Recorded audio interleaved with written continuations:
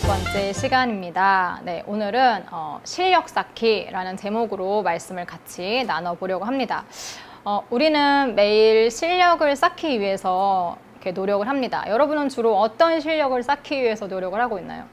물론 취업을 준비하시는 분은 취업에 도움이 되는 그런 공부들을 하기 위해서 실력을 열심히 쌓고 있겠고, 아니면 공무원 되실 분들은 공무원 시험을 준비를 하시겠죠. 막 고시원 같은 데 들어가서 편안한 집에서 떠나서 학원 다니면서 밥 먹는 시간 아끼면서 그렇게 열심히 실력을 쌓고 있겠죠.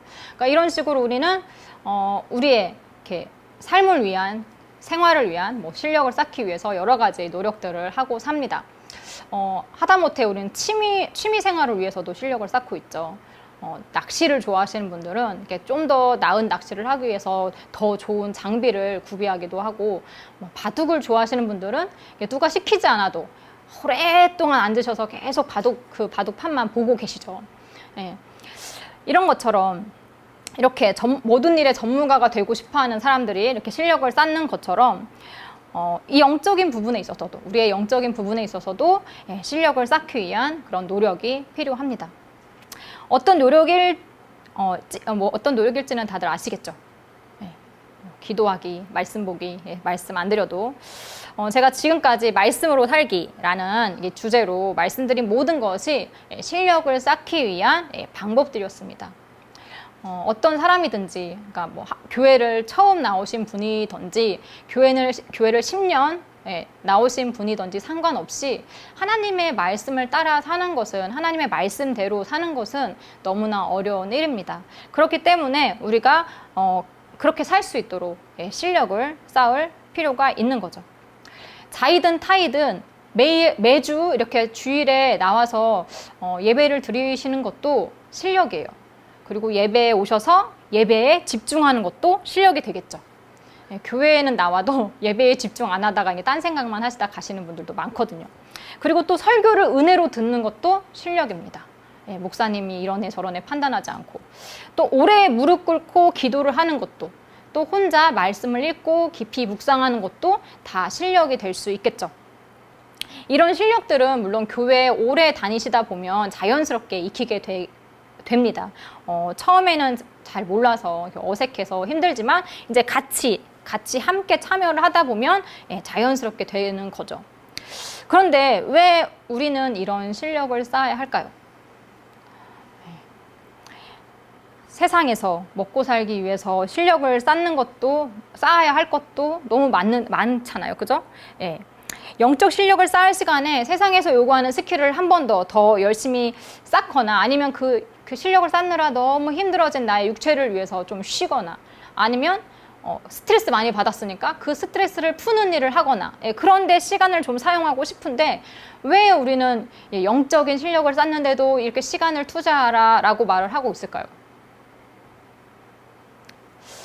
우리의 인생은 평탄하진 않죠. 누구나 하나님을 믿든 믿지 않든 평탄하지 않습니다. 때때로 우리에게는 시험이 주어지기도 하고 우리가 반드시 해결해야 할 문제들이 탁탁 터지기도 해요. 상황은 똑같이 주어지지만 사람마다 그것을 받아들이는 자세는 다릅니다. 똑같은 시험이 주어져도 어떤 사람들은 막 죽을 만큼 힘들어해요. 어떡하지 막 이렇게. 그런데 어떤 사람은 평안한 마음으로 그걸 받아들입니다. 물론 시험 결과 상관없이 이미 포기해서 마음이 이렇게 편안한 사람들은 이렇게 빼고, 이제 정말 막 꼭 그 시험을 통과해야 되거나 반드시 문제를 해결해야 되는 사람들은 이렇게 마음이 조마조마하게 되겠죠. 자, 두 사람이 있어요. 좋은 결과를 얻어야 하는 건 똑같은데 한 사람은 너무 불안해하고 한 사람은 느긋합니다. 또 한 사람은 시험 때문에 잠도 못 자는데 한 사람은 쿨쿨 잠도 잘 자요. 또 한 사람은 그 시험이 아주 크고 무거운 바위처럼 이렇게 막 나귀를 짓누르는 것처럼 느껴지는데, 다른 한 사람에게는 그냥 작은 돌멩이처럼 느끼죠. 또 한 사람은 어떻게 뭘 준비해야 될지, 이거를 해결하기 위해서 어떻게 해야 될지, 누굴 찾아가야 될지 막 애만 태우고 있는데, 한 사람은 방법을 바로 알고 실행에 옮겨버립니다. 이 두 사람의 차이점은 뭘까요? 오늘 제목이죠. 실력. 실력의 차이입니다. 물론 여러 가지 다른 상황들도 있겠지만 모든 조건들이 같다 하면 그 두 사람의 차이는 실력이겠죠.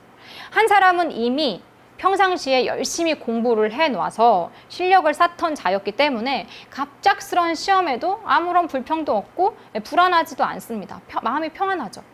그런데 다른 한 사람은 평소에 놀기 바빠서 책을 하나도 들여다보지 않았어요. 그러면 갑작스러운 시험이 너무 불안한 거죠. 중요한 시험인데, 꼭 통과해야 되는데. 그리고 왜 갑자기 시험이냐고 막 짜증을 낼 겁니다. 갑작스러운 시험이 불공평한 것처럼 느껴지기도 하고 왜 나에게만 이런 일이 생겼는지 막 하면서 불만이 생길 수도 있죠.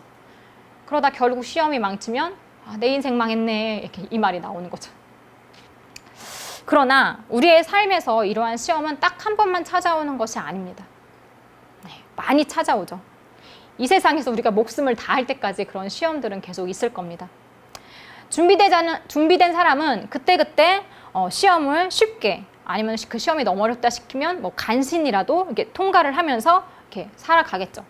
그러나 준비가 전혀 되지 않은 사람은 늘 마음만 졸이다가 시험에 통과하기 어려울 겁니다. 그렇기 때문에 평상시에 이렇게 조금씩 실력을 쌓는 것이 지혜로운 자겠죠. 마찬가지로 영적인 부분에서도 우리는 자주 시험 가운데 놓이게 됩니다. 그때마다 여러분의 점수는 어떤가요? 합격인가요? 불합격인가요? 그 결과들이 여러분의 실력이라고 말할 수 있겠죠.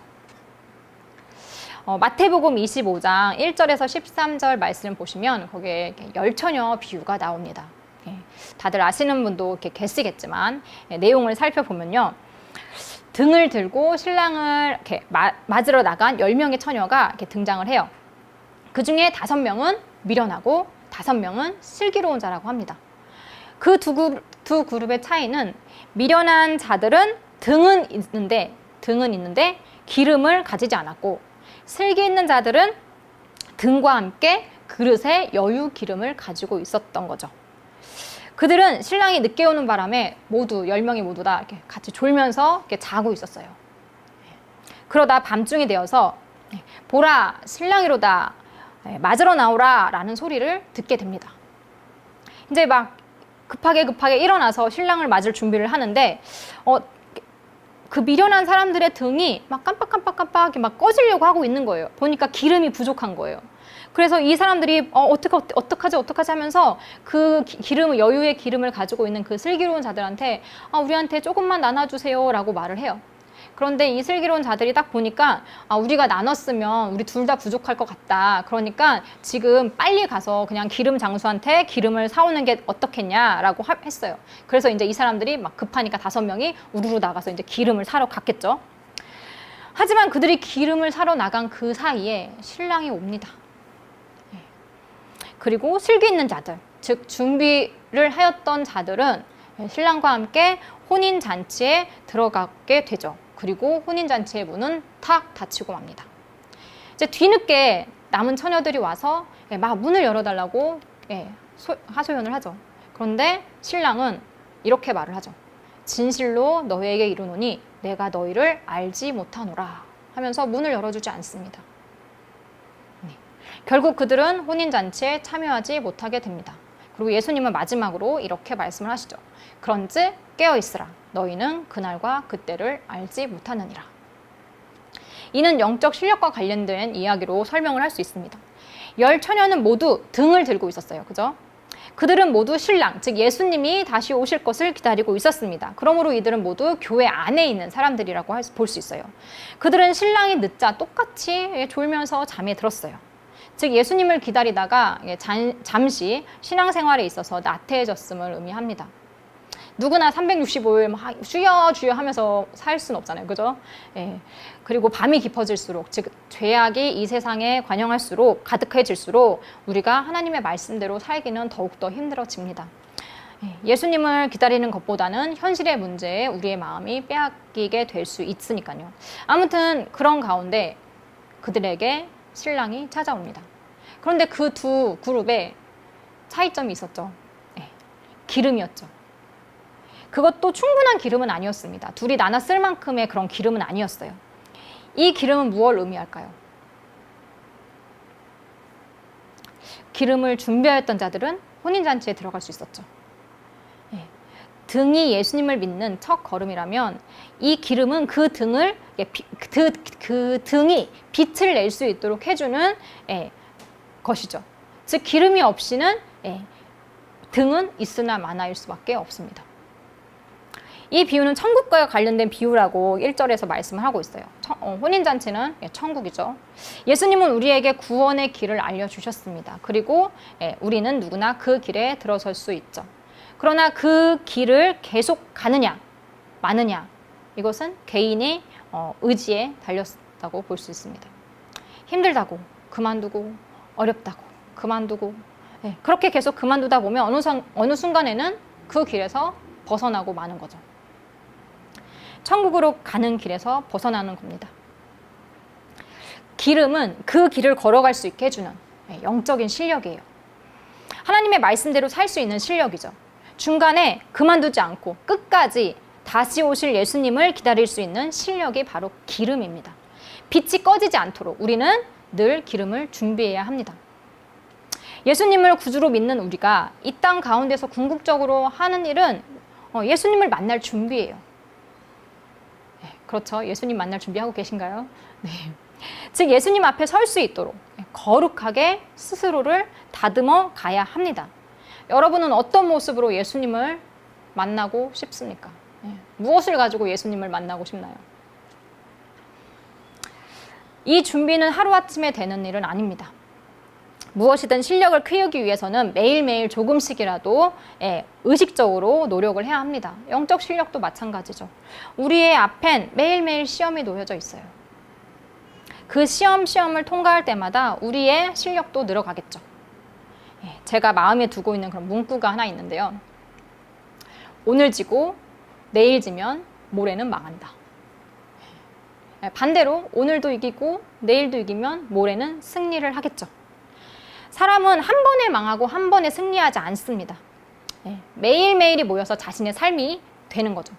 그것이 승리의 삶일지 아니면 패배의 삶일지는 오늘의 내가 얼마나 자주 지고 있는지 아니면 이기고 있는지를 보면 알 겁니다. 너무 자주 지고 있다면 정신을 바짝 차리시고 실력을 늘리기 위해서 노력을 하셔야겠죠. 여러분은 얼만큼의 영적 실력을 가지고 계신가요? 무슨 일이 생겨도 예수님과 멀어지지 않을 실력을 갖고 계신가요? 무엇이든지 감사할 실력은요? 온유할 실력, 절제할 실력, 오래 참을 실력, 사랑할 실력. 우리가 애써 노력해야 할 것들이 이렇게 많습니다. 이것 외에도 엄청나게 많겠죠, 그죠? 하나님의 말씀대로 사는 것이 우리가 마땅히 지녀야 할 영적 실력이라고 보시면 됩니다. 그러나 말씀과 상관없이 기름이 있는지 없는지 보지도 않고 그냥 지금 들고 있는 꺼져가는 등불만을 가지고 어찌어찌 버티려고 하다 보면 예수님의 부르심을 놓칠 수 있습니다. 옆에 믿음 좋아 보이시는 사람이 이렇게 존다고 같이 옆에서 졸고 있으면 안 되겠죠. 슬기로운 처녀들은 조금 졸아도 이미 그들이 준비된 것이 있었기 때문에 언제든지 회복할 수 있었어요. 그런데 준비가 안 된 처녀들은 같이 자면 안 됐던 거죠. 같이 잘 게 아니라 실력을 쌓기 위해서 기름을 가져오기 위해서 노력을 했어야 됐죠. 기름을 준비하고 있었어야 했습니다. 그런데 우리는 늘 그러면 안 될 거라고 머리는 생각하면서 저 장로님이 그랬으니까 나도 그래도 되지 않을까? 저 권사님도 그러는데 내 하라고 뭐 이러면서 자꾸 자위를 합니다. 다른 사람과 비교하지 마시고 자신의 믿음의 실력을 보시면서 실력을 쌓기 위해서 노력을 해야 합니다. 기도가 부족하면 기도에 좀 더 힘쓰고 말씀을 보는 것이 부족하다고 생각하면 말씀 공부에 힘쓰시면서 매일매일 영적으로 성장하기 위해서 우리는 노력을 기울여야 합니다. 안 그러면 예수님께 나는 너를 도저히 모르겠다라는 말을 들을지도 모르죠. 마태복음 7장에서도 예수님이 이런 비슷한 말씀을 하셨어요. 21절에서 23절 말씀 보시면 나더러 주여 주여 하는 자마다 다 천국에 들어갈 것이 아니요 다만 하늘에 계신 내 아버지의 뜻대로 행하는 자라야 들어가리라. 그날에 많은 사람이 나더러 이르되 주여 주여 우리가 주의 이름으로 선지자 노릇하며 주의 이름으로 귀신을 쫓아내며 주의 이름으로 많은 권능을 행하지 아니하였나이까 하리니 그때에 내가 그들에게 밝히 말하되 내가 너희를 도무지 알지 못하니 불법을 행하는 자들아 내게서 떠나가라 하리라. 불법을 행하는 자들, 즉 하나님의 말씀과 다른 길을 걷는 자들에게는 예수님은 모른다 말씀하십니다. 물론 영적인 것에 있어서 우리의 힘만으로 되는 것은 없습니다. 우리의 노력만으로는 되지 않는 것들이 있죠. 성령님의 도우심이 필요합니다. 그렇기 때문에 성령님의 도우심을 간구하시면서 열심을 내시면 분명히 올바르게 실력을 차곡차곡 쌓을 수 있을 거라고 믿습니다. 내 힘만으로 실력을 쌓았다 생각을 하게 되면 이제 그때는 교만해지기 쉽죠. 그렇기 때문에 우리는 주의해야 합니다. 하나님은 교만을 싫어하시니까요. 제가 지금까지 말씀으로 살기를 49번, 49번을 설교를 했습니다. 하나님과 나와의 관계, 이웃과 나와의 관계, 그리고 내 속 안에 있는 것들, 이런 것들을 생각해보는 49번의 시간이었다고 생각을 합니다. 그리고 말하는 법, 생각하는, 선택하는 법, 행동하는 법, 자신을 다스리는 법, 그 말씀들이 전부 우리 모두의 실력이 되었으면 합니다. 말씀은 그냥 듣고 끝나면 안 되겠죠. 하나님의 말씀이 우리의 삶이 되고 하나님의 뜻이 우리가 가야 할 길이 되어야 합니다. 가야 할 방향이 되어야 하겠죠. 그래서 몇 번이고 반복하고 또 반복해서 말씀을 듣고 또 듣고 묵상을 하라고 하시는 거죠. 묵상이라는 게 속으로 생각하는 것이 아니라 입으로 계속 읊조리는 거라고 하더라고요.